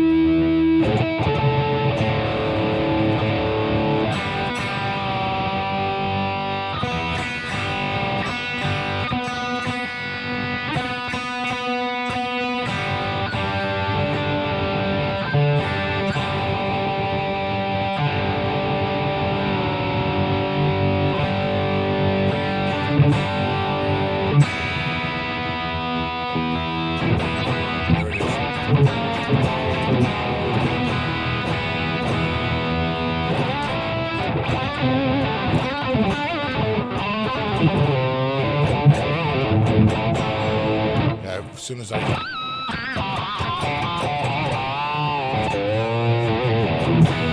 Alright. Let's stretch.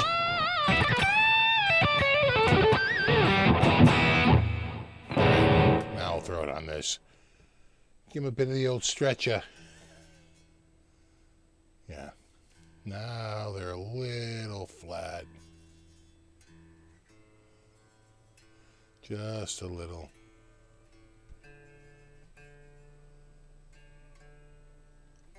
There we go.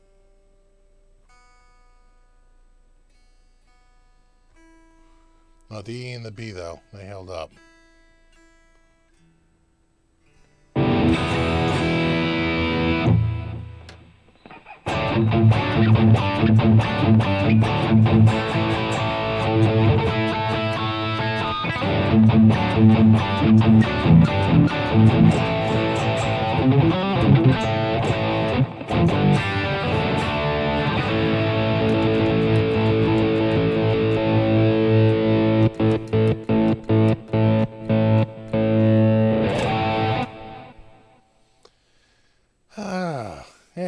And we're back.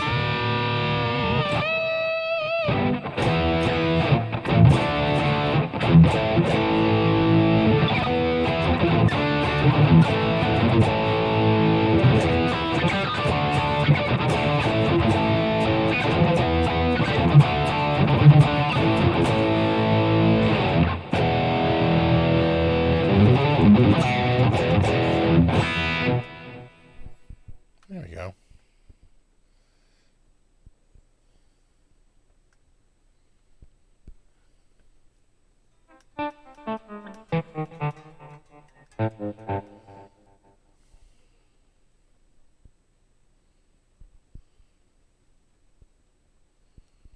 All right. Right, JB, right. Well, you know what? It's a good guess on their part, right?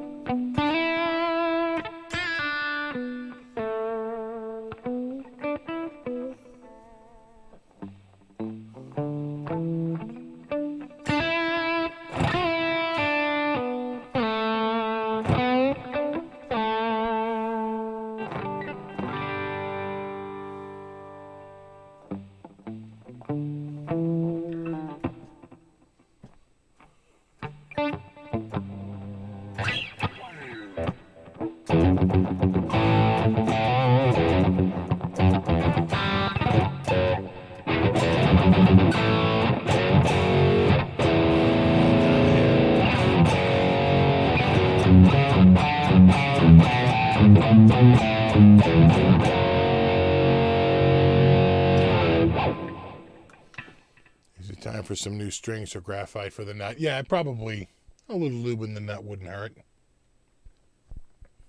You know, as the strings get oxidized, they get rougher over time. So, it doesn't hurt.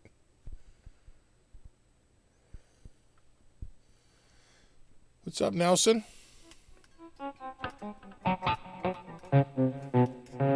I can't, Joe. It's not going to happen. I'm going to be out in 11 minutes.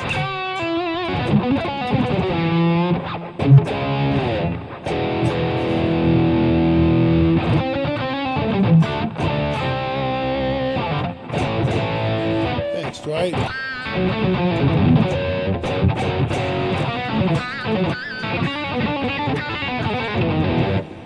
By the way, what has been your go-to guitar for when you're playing off of YouTube? I've been switching it up lately. I do a lot of the Select Strat, but I had the Green Strat out the other day. I needed a little bit more of a pickup setup. That guitar has been fighting me a little bit, but I think I've got it pretty good now. It's a weird guitar because the pickups are super low output. It was making me crazy, but the pickups are measuring at like 5.3, 5.4, 5.3 for output. That's pretty damn low. Ohms of DC resistance. So what you feel like you should do is keep them close to the pickup so that you get a little bit of output, but then they get too brittle and you got to move them back away. I almost feel like I want to just put like a set of like Ingve pickups in it, right? They'll be noiseless, and they have a vintage vibe to them. I really like the Ingve pickups. They're very well balanced. We'll see. I don't know.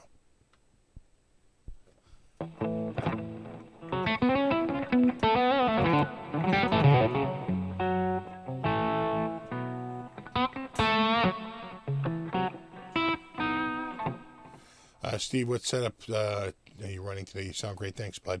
I am running this is called the Buttery Lead. This is Buttery Lead. So Buttery Lead, this is old school. This will work on TH3. You don't even need THU for this. And then wide melodic.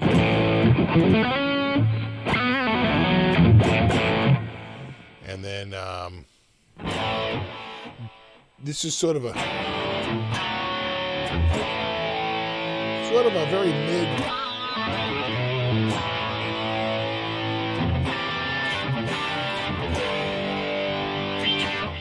Kind of a weird sound.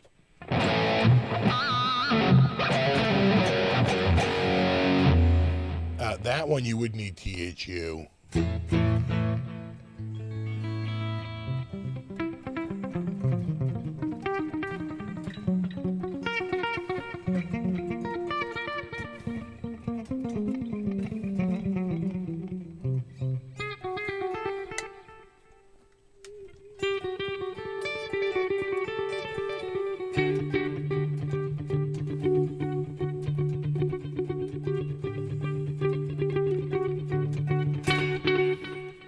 That's just a flanger and a digital delay.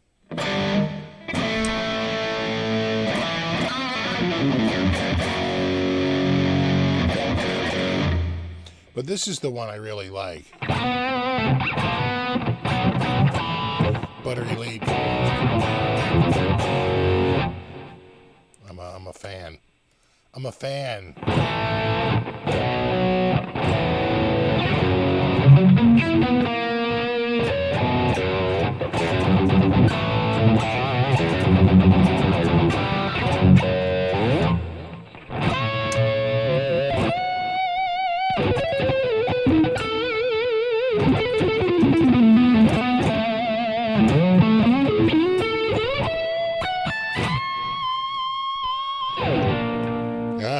Right. See, this is why Strat's a little simpler. I'm turning the wrong volume off.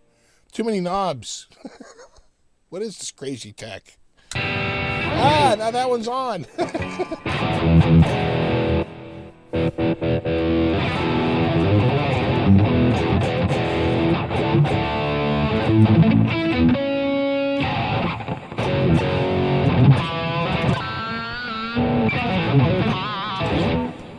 Yeah, it does sound real martially, doesn't it?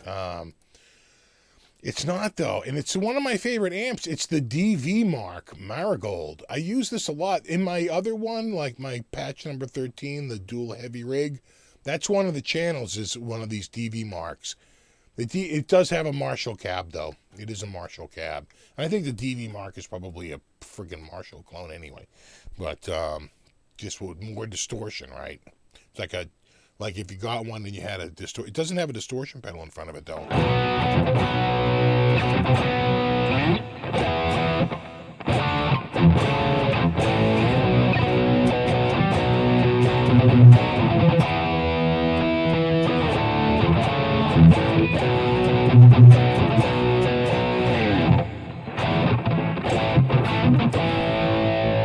And it cleans up.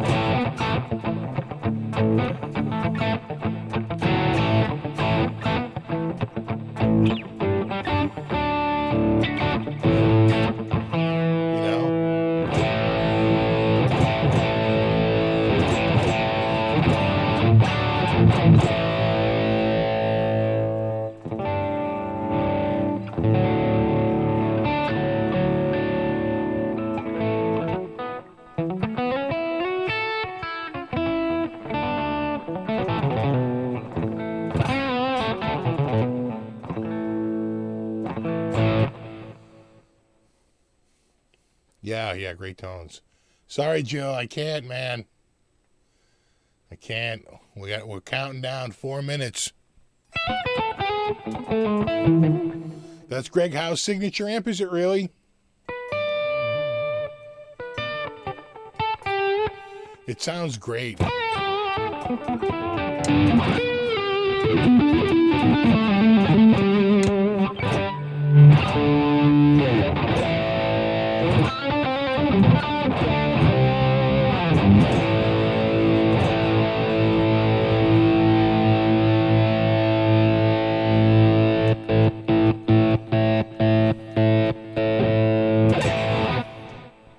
Laugh says he's about to pull the trigger on an HX Stomp. Yeah, I've been intrigued by the HX Stomp.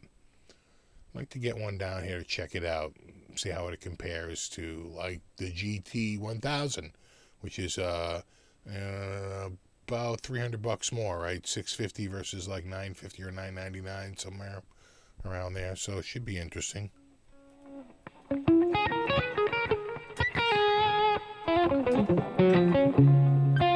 Hey, what's up, Donkey Kong?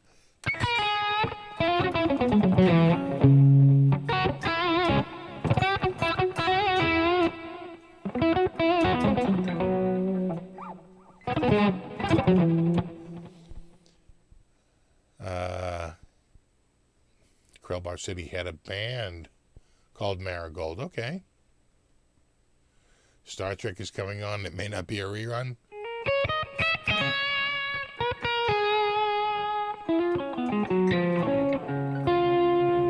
Checking the driveway here.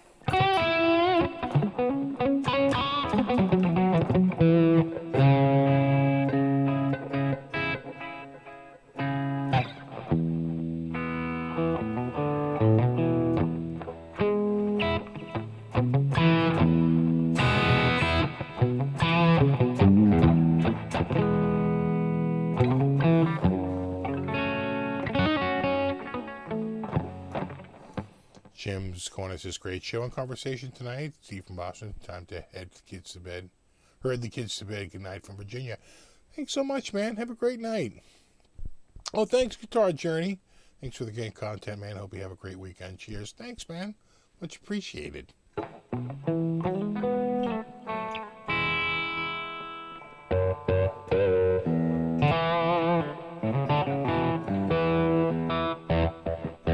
Steve do it at a piss 3 times during this video. I know, right?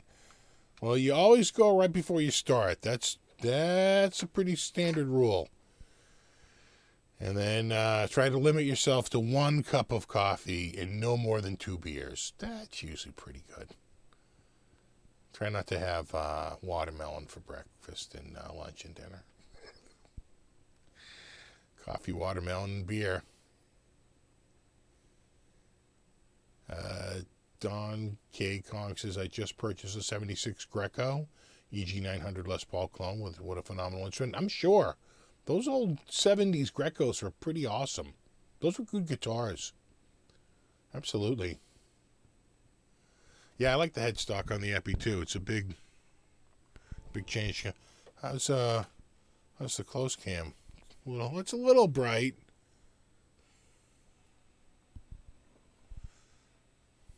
I'd have to adjust the. We could go here, maybe a little bit right here. I might bring that white balance up a little bit, get it out of the blue range. I might bring that down a little bit, just to bring out a little bit of that right there. Could even bring the saturation up just a hair. There we go. And okay. And there we go.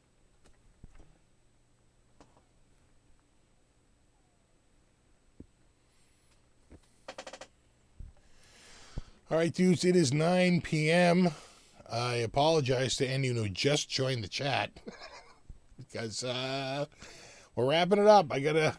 Are they in the drive? They're not in the driveway, but...